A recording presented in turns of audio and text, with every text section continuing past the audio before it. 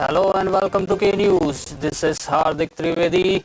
Let's have a look on what is happening in India and in the world. Less than 5 months before voters will decide his fate, President Donald Trump is confronting a vastly different political reality than he once envisioned. For starters, if the election were held today, he'd likely to lose. The President's West Wing advisors and campaign aides have grown increasingly concerned about his re-election chances as they have watched Trump's response on his handling of the COVID-19 pandemic and now during a nationwide wave of protests against racial injustice.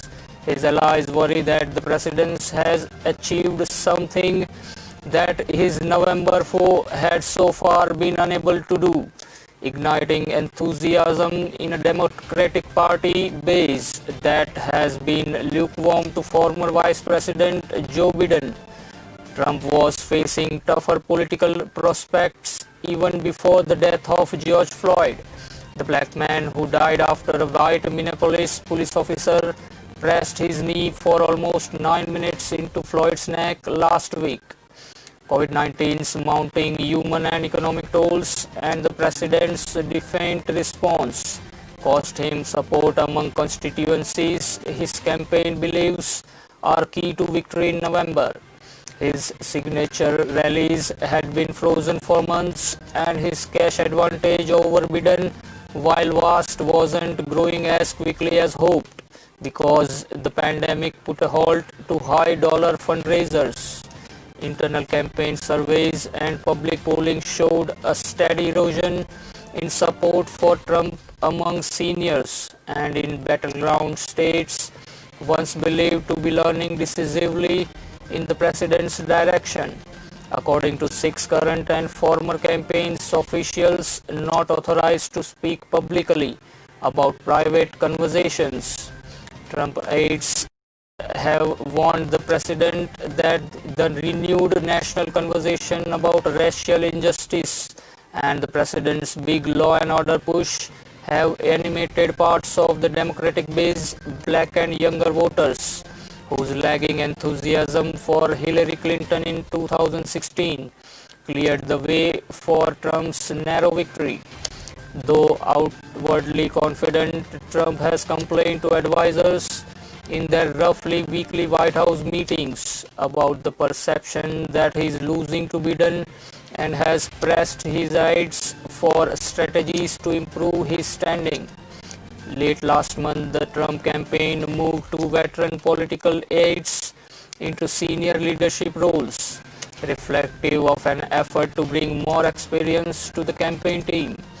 And on Friday, the campaign brought on board former communications chief Jason Miller as a senior advisor as well.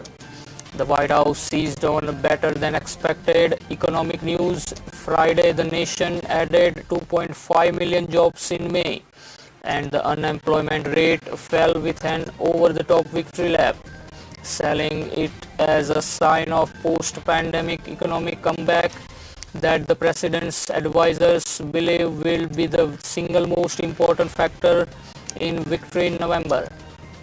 The campaigners' plan had been to spend the spring of 2020 trying to negatively define Biden, a strategy that went out the window when COVID-19 reached American shores.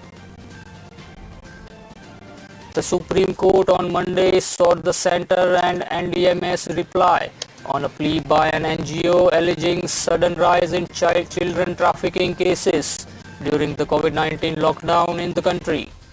A bench comprising Chief Justice S.A. Bobde and Justices A.S. Bopanna and Rishikesh Roy, in a hearing through video conferencing, sought the assistance of Solicitor General Tushar Mehta on the issue and indicated that it may appoint an expert committee to look into the child trafficking issue. It also sought a reply of National Disaster Management Authority on the plea by the NGO. Senior advocate H.S. Fulka, appearing for the NGO, said that a proactive approach is required by all district authorities to ensure that such incidents which have risen recently are effectively curbed. The matter has been listed for hearing after 2 weeks, and the apex court has asked the parties to do research on the issue and find some way to ensure that children are not exploited. Benchmark gauges Sensex and Nifty on Monday pulled back from the day's highs, but managed to settle with marginal gains as investors rushed to book profits following a stellar rally. The 30-share index surged over 640 points in early trade, mirroring bullish sentiments in global markets in the wake of surprisingly strong US jobs data. But an intense volatility gripped the index as the session progressed. After fighting bouts of volatility during the day, the Sensex ended 83 points higher at 34,370. Similarly, the NSE Nifty closed at 25 points up at 10,167. On the Sensex chart, IndusInd Bank was the top gainer, soaring around 7%, followed by Axis Bank, Bajaj Finance, ONGC, Titan, Infosys and Tech Mahindra. Among the top losers were Mahindra and Mahindra, Ultratech Cement, HDFC Bank, Tata Steel and Nestle India. Shares of Reliance Industries jumped around 3% during the day, hitting one-year peak after the company sold 1.16% stake in its digital unit Jio Platforms to Abu Dhabi Investment Authority for Rs 5,683 crores. Its shares, however, closed 0.51% lower as investors cashed in on recent gains. Of the 30 constituents on the Sensex, 16 shares closed in the green and 14 in the red.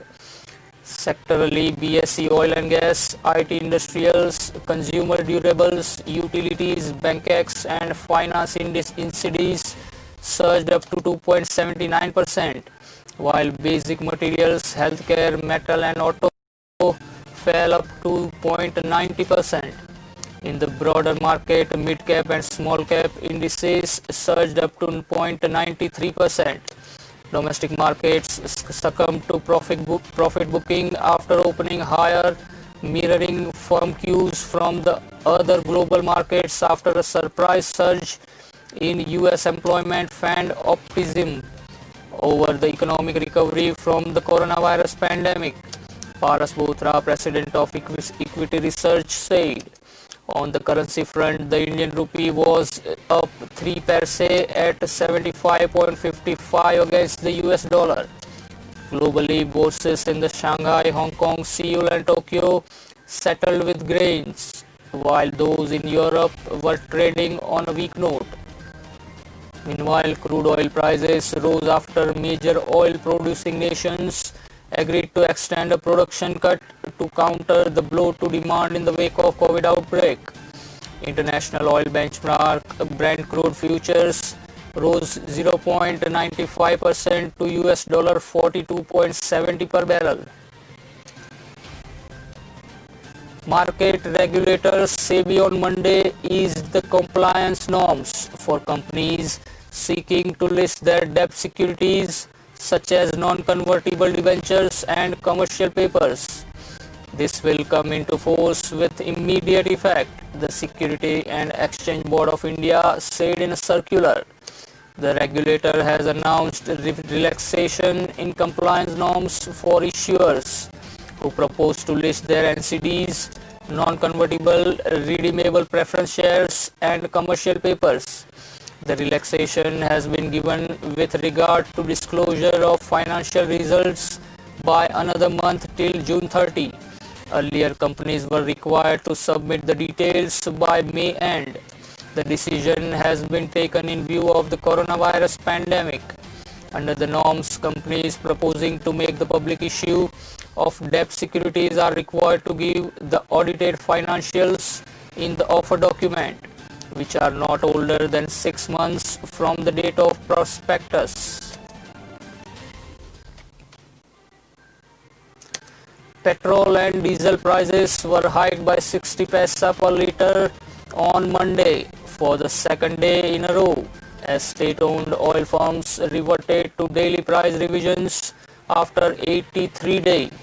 Petrol price in Delhi was hiked to rupees 72.46 per litre from rupees 71.86 on Sunday, while diesel rates were increased to rupees 70.59 a litre from rupees 69.99, according to a price notification of state oil marketing companies. This is the second daily increase in the rates in a row. Oil companies had on Sunday raised price by 60 paisa per litre on both petrol and diesel in daily rate revision. Daily price revision has restarted, an oil company official said. While oil PSUs have regularly revised ATF and LPG prices, they had since March 16 kept petrol and diesel prices on hold, ostensibly on account of extreme volatility in the international oil markets.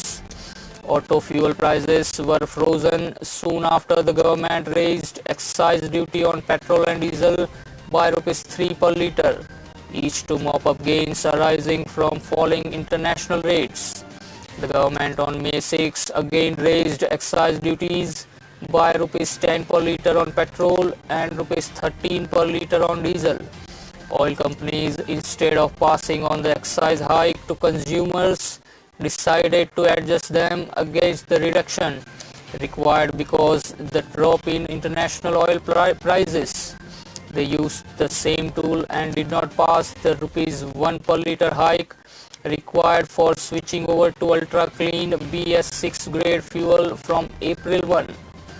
It's time for a short break. We'll join you in a short while.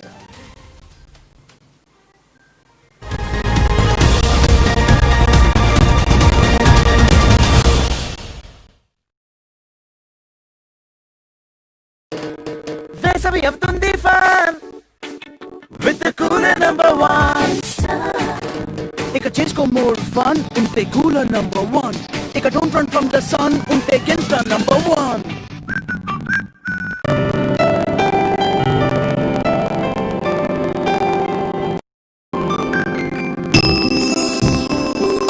पहली नजर हो गया मैं दीवाना दीवाना दीवाना इतना सुंदर जैसे कोई सपना सुहाना मैं दीवाना दीवाना कचारिया टाइम्स, जो देखे वो दीवाना।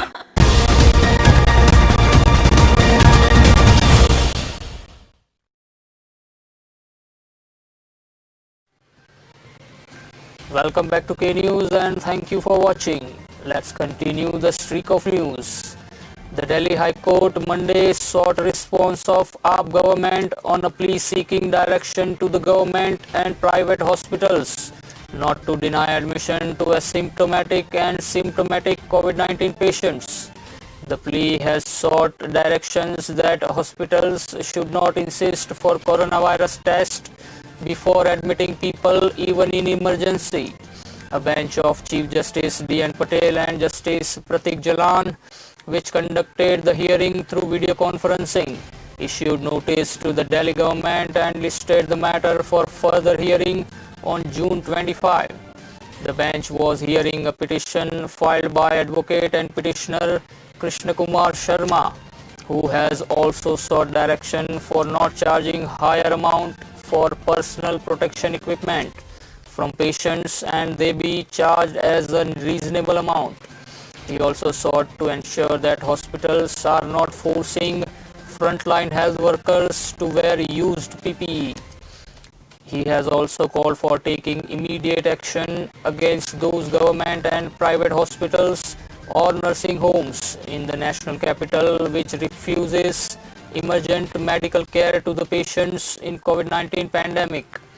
The petition filed through advocate K.M. Monica sought directions to the authorities for ensuring that COVID-19 test shall not be mandatory before admitting elective and even emergency patients by government and private hospitals. Multiple private hospitals have made COVID-19 test mandatory before admitting elective and even emergency patients, Despite respondent issued a clarification on the aforesaid issue, asking hospitals authority not to test asymptomatic patients, it said. The petition told the High Court that many hospitals are hesitating in providing critical services such as dialysis, blood transfusion, chemotherapy and institutional deliveries. It has also been noticed that at many places the hospital and clinics are insisting for a COVID-19 test before providing services. Multiple directions issued by the Delhi government that if any government and private hospitals or nursing homes refuses emergent medical care of the person amid COVID-19 pandemic, strict action will be taken against the defaulters, the plea said.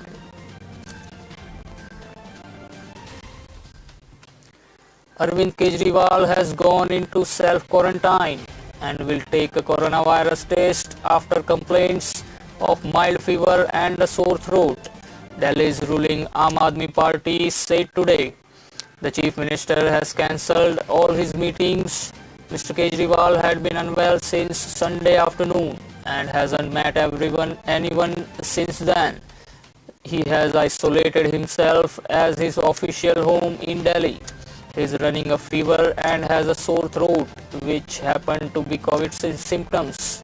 So doctors have advised him to take a test tomorrow, AAP MLA Raghav Chadda told, describing Mr. Kejriwal as a frontline COVID-19 warrior who had put himself at risk in Delhi's virus fight. Mr. Kejriwal is diabetic, Mr. Chadda said. We are all worried, but Mr. Kejriwal is a fighter. He hasn't slept very well either. The symptoms started showing since yesterday afternoon. He hasn't interacted with anyone since then. There were largely meetings over the last few days over video, but he did not come in direct contact with members of the party, cabinet, bureaucrats, Mr. Chadda said. AAP leaders and many others tweeted get well soon wishes for Mr. Kejriwal. On Sunday, the Chief Minister addressed a very brief digital press conference at noon to announce a new policy of reserving hospital beds for residents of Delhi. He was seen wearing a mask amid complaints of coronavirus patients or suspected patients being denied hospital beds. Mr. Kejriwal declared that hospitals run by Delhi government and some private hospitals would be reserved only for residents of the capital. He also said Delhi would reopen its borders, which were sealed in the first place, thinking that our hospitals will be flooded with people from other states. Delhi has seen a spurt in COVID-19 cases and over 1,000 new cases daily for the past few days. There are over 27,600 cases in the capital.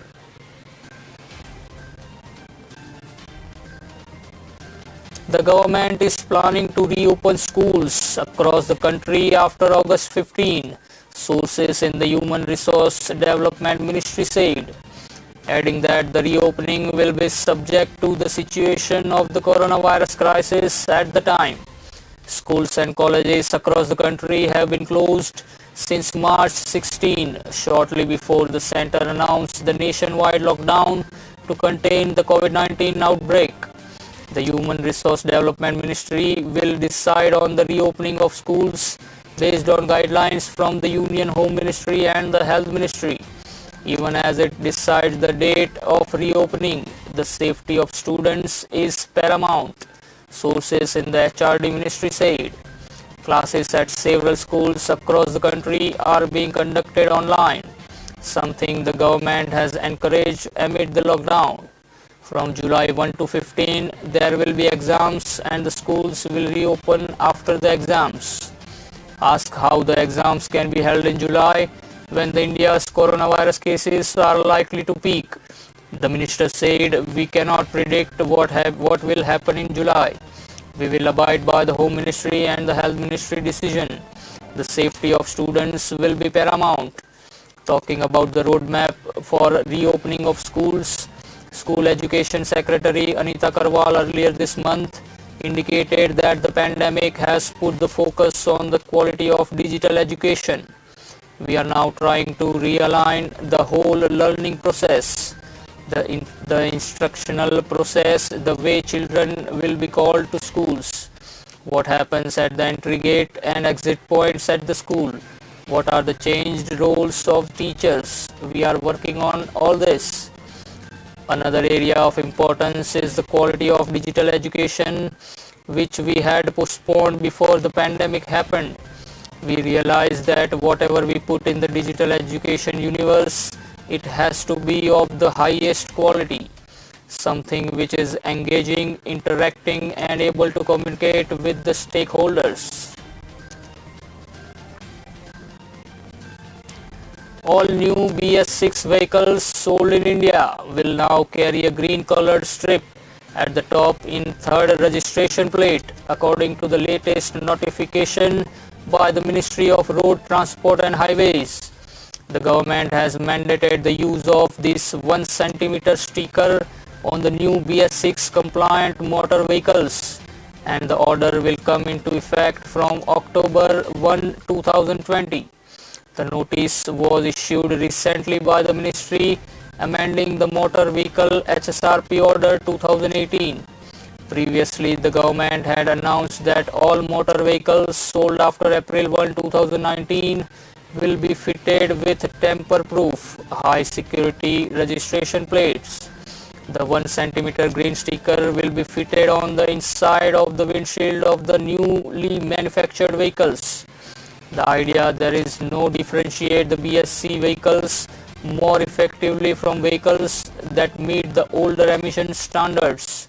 The notification also states that several countries overseas follow the same practice. Furthermore, the notification states that the sticker will have a light blue color background for those vehicles that are run on petrol or CNG. Meanwhile, diesel-powered cars will get an orange-colored sticker after registration. A report quotes an official saying it has been brought forth the BS6 emission standards, which have been mandated from April 1, 2020, provide for strict emission norms and requests were to made to have distinct identification for such vehicles as is being made in other countries. The high security numbers plates have been mandated to reduce vehicular theft and come with a chromium based hologram that is applied by hot stamping on the top left corner of the number plates at the front and rear. The plates come with a permanent 10-digit identification number on the reflective sheet located at the bottom left of the plate. The similar process of hot stamping will be used to stick the green stickers on the windscreen of the future BS6 vehicles. It needs to be seen if the BS6 compliant cars that have already been on sale for over a year now will be also getting these stickers. A comprehensive plan to rehabilitate migrant workers in their home states and restore their income is being prepared by the central government, sources have told amid huge opposition criticism against the center's handling of the migrant issue. A detailed list has been made of the 116 districts which have the maximum number of migrant workers, and a list of areas and schemes are being made under which they can be suitably employed, sources said. Sources said the people will be employed under Manrega and the recently announced Atmanirbhar Bharat campaign. Welfare schemes like Jan Dhan Yojana, Kisan Kalyan Yojana, Food Security Act, the PM Awas Yojana will used under targeted manner. The Prime Minister Office has sought inputs from all ministries in the matter. Sources said the government has already identified the target areas of 116 districts. The maximum number lie across Bihar and Uttar Pradesh. Besides, 24 districts are in Madhya Pradesh, 22 in Rajasthan, 3 in Jharkhand and 4 in Odisha. The process of identifying the migrant laborers who have returned is currently on. The move comes amid a huge controversy over the relief measures for the migrant workers who lost their income and home practically overnight. The opposition has been strong in its condemnation of the centre, accusing it of initially announcing the lockdown without giving migrant labourers enough notice to go home, and later doing little for their welfare through schemes they announced. The opposition Congress has already criticized the centre's plan to extensively use the Manrega to employ the migrant workers. Prime Minister Modi famously critiqued Manrega on the floor of Parliament in 2014, calling it a living monument of the INC's failure. Congress Abhishek Singhvi said today, the PM must live with the short-sighted assessment, as Manrega has come to the nation's aid in combating growing poverty.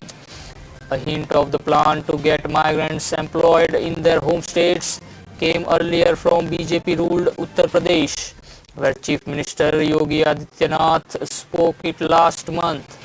The Chief Minister even said states that want to employ workers from Uttar Pradesh will have to seek the government's permission.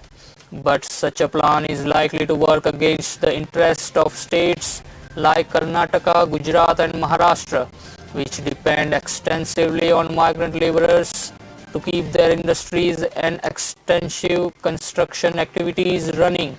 Karnataka had earlier cancelled the special trains that would have carried its migrant workers home, citing the resumption of construction work in the state.